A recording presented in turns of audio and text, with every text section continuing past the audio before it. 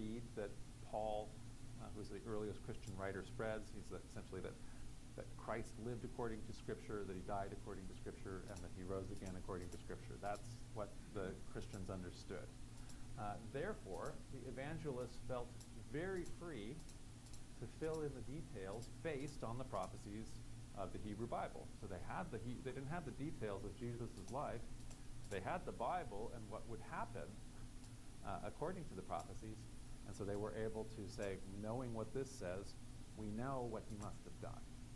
Although when you work out the details, as in the case of the nativity stories, they can be completely different and contradictory the way that they wrote the details in, as in the Matthew and Luke stories.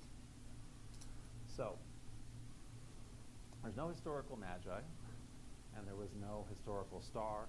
If we read it, the idea of the star moving around and then stopping right over the city, this is a pretty problematic astronomically. And nevertheless, it doesn't stop.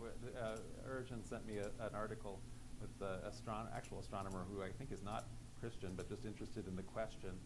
Spent like 10 years and has 4 different answers to what the star could potentially be. The historian is what you have to go to first, I think, then before we're starting to work on this. So there's no reason to credit this account as a historical account because, again, it's not multiply attested. There's no other mention of the star. Even in Matthew's account of it, the star's function is not physical. It's literary. This is not how stars operate, right? So this should not be read as historically, and we shouldn't be using astronomy. Instead, what we really should be doing, I think, is to be working out what the author's actual intent is.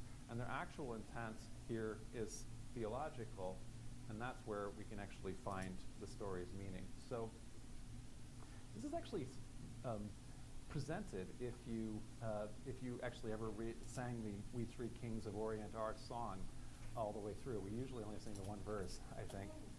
Well, Elizabeth sings all the verses because it's fun.